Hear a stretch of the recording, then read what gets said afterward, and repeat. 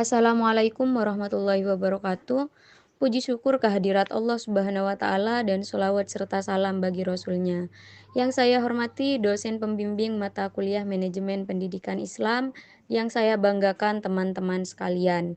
Pada kesempatan sore ini, kami dari kelompok 7 akan mempresentasikan sekaligus berdiskusi perihal tema yaitu manajemen peserta didik dalam lembaga, di mana penjelasan-penjelasan akan dipaparkan oleh saya sendiri dan rekan-rekan. Berikut penjelasannya. Assalamualaikum warahmatullahi wabarakatuh. Nama saya Nadia Talib. Di sini saya sebagai pemateri pertama akan menjelaskan tentang definisi manajemen peserta didik. Manajemen peserta didik merupakan penggabungan dari kata manajemen dan peserta didik. Kata manajemen sendiri berasal dari kata manage atau magiare yang berarti melatih kuda dalam melangkahkan kakinya. Manajemen menurut istilah adalah proses mengoordinasikan aktivitas-aktivitas kerja sehingga dapat selesai secara efisien dan efektif dengan dan melalui orang lain.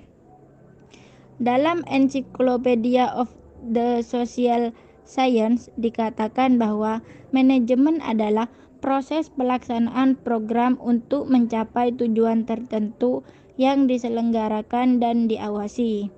Sedangkan G.R. Terry mengatakan bahwa manajemen merupakan proses khas yang terdiri atas tindakan-tindakan perencanaan, pengorganisasian, penggerakan, dan pengendalian yang dilakukan untuk menentukan serta mencapai sasaran yang telah ditentukan melalui pemanfaatan sumber daya manusia dan sumber daya lainnya.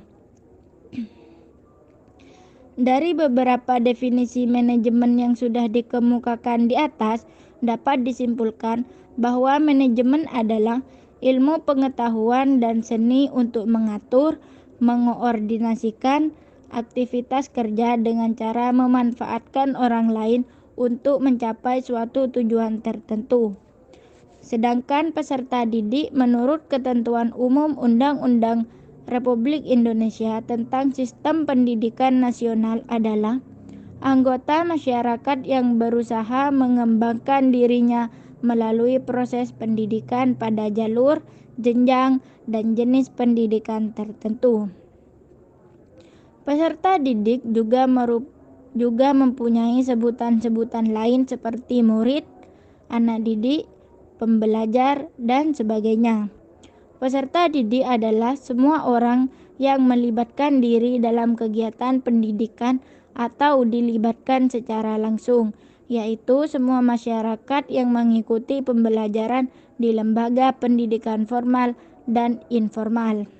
Manajemen peserta didik adalah pengelolaan segala sesuatu yang berkaitan dengan peserta didik, baik itu proses pembelajaran di dalam kelas maupun proses pengembangan potensi peserta didik di luar kelas. Selain itu juga mengatur kegiatan peserta didik mulai dari peserta didik terdaftar dalam suatu lembaga sekolah sampai ia lulus dari lembaga sekolah tersebut. Assalamualaikum warahmatullahi wabarakatuh. Perkenalkan, nama saya Dwi Wahyudi. Saya di sini sebagai pemateri kedua, yang dimana saya menjelaskan tentang tujuan dan fungsi manajemen peserta didik. Tujuan umum dari manajemen peserta didik ialah mengatur segala kegiatan-kegiatan peserta didik agar semua kegiatan-kegiatan tersebut dapat menunjang proses belajar mengajar di sekolah, sehingga proses belajar mengajar di sekolah dapat berjalan lancar, tertib, dan teratur, serta dapat memberikan kontribusi bagi pencapaian tujuan sekolah dan tujuan pendidikan secara keseluruhan. Tujuan khusus dari manajemen peserta didik adalah sebagai berikut. 1. Meningkatkan pengetahuan, keterampilan, dan psikomotorik peserta didik. 2. Menyalurkan dan mengembangkan kemampuan umum, kecerdasan, bakat, dan minat peserta didik. 3. Menyalurkan aspirasi, harapan, dan memenuhi kebutuhan peserta didik. 4. Dengan terpenuhinya 1, 2, 3 di atas, diharapkan peserta didik dapat mencapai kebahagiaan dan kesejahteraan hidup yang lebih lanjut, dapat belajar dengan baik dan tercapai cita-cita mereka. Fungsi manajemen peserta didik secara umum adalah sebagai wahana bagi peserta pendidik untuk mengembangkan diri semaksimal mungkin, baik dari segi individualitasnya, sosialnya, aspirasinya, kebutuhan dan potensi lainnya dari peserta didik. C. Prinsip-prinsip manajemen peserta didik. Manajemen kesiswaan atau manajemen peserta didik berfungsi mengatur berbagai kegiatan dalam bidang kesiswaan agar proses pembelajaran di sekolah berjalan dengan tertib, teratur, dan lancar. Untuk mewujudkan tujuan tersebut, terdapat sejumlah prinsip yang harus diperhatikan. Prinsip-prinsip tersebut adalah sebagai berikut. 1. Manajemen peserta didik dipandang sebagai bagian dari keseluruhan manajemen sekolah. Oleh karena itu, ia harus mempunyai tujuan yang sama dan mendukung terhadap tujuan manajemen secara keseluruhan. 2. Manajemen peserta didik harus mengemban misi pendidikan dan dalam rangka mendidik para peserta didik. 3. Kegiatan manajemen peserta didik harus diupayakan untuk mempersatukan peserta didik yang mempunyai aneka ragam latar belakang dan memiliki banyak perbedaan. Perbedaan yang ada pada peserta didik tidak diarahkan bagi munculnya konflik di antara mereka, melainkan justru mempersatukan dan saling memahami dan menghargai. 4. Kegiatan manajemen peserta didik harus dipandang sebagai upaya pengaturan terhadap pembimbingan peserta didik. 5. Kegiatan manajemen peserta didik harus mendorong dan mengacu kemandirian peserta didik. Baik, sebelumnya Assalamualaikum warahmatullahi wabarakatuh. Saya Amalia Madani, nomor absen 17. Di sini saya sebagai pemateri terakhir akan menjelaskan materi terakhir pula, yaitu ruang lingkup manajemen peserta didik. Yang pertama adalah perencanaan peserta didik. Langkah pertama yang harus dilakukan dalam manajemen kesiswaan yaitu mengadakan perencanaan peserta didik. Harus direncanakan karena dengan adanya perencanaan, segala sesuatu dapat dipikirkan dengan matang. Dengan demikian, masalah-masalah yang muncul akan dapat ditangani sesegera mungkin. Yang kedua, penerimaan peserta didik baru. Penerimaan peserta didik baru adalah salah satu kegiatan manajemen peserta didik yang sangat penting. Dalam penerimaan peserta didik baru ini meliputi beberapa tahapan, yaitu yang pertama kebijaksanaan penerimaan peserta didik, yang kedua sistem penerimaan peserta didik, yang ketiga kriteria penerimaan peserta didik baru, prosedur penerimaan peserta didik baru, dan problema penerimaan peserta didik baru. Yang ketiga, orientasi peserta didik. Peserta didik yang sudah melakukan daftar ulang, mereka kemudian akan melakukan masa orientasi.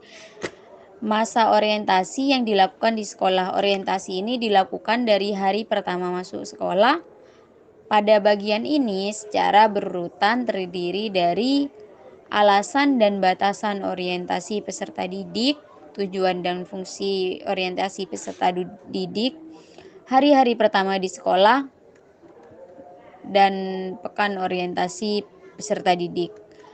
Yang keempat, mengatur kehadiran dan ketidakhadiran peserta didik. Kehadiran peserta didik di sekolah sangat penting karena jika peserta didik tidak hadir di sekolah, tentu aktivitas belajar mengajar di sekolah tidak dapat dilaksanakan. Kehadiran peserta didik di sekolah adalah suatu kondisi yang memungkinkan terjadinya interaksi belajar mengajar. Yang kelima, pengelompokan peserta didik. Kegiatan yang termasuk dalam bagian ini yaitu urgensi pengelompokan, wacana pengelompokan, jenis-jenis pengelompokan, dan penjurusan. Yang keenam, mengatur evaluasi hasil belajar peserta didik. Evaluasi hasil belajar sangat perlu dilakukan agar diketahui pengembangan mereka dari waktu ke waktu. Yang ketujuh, mengatur kenaikan tingkat peserta didik. Kenaikan kelas dapat diatur sesuai dengan kebijakan dari masing-masing sekolah. Dalam kenaikan kelas, sering terjadi masalah-masalah yang memerlukan penyelesaian secara bijak. Masalah ini dapat diperkecil jika data-data tentang hasil evaluasi siswa objektif dan mendayagunakan fungsi.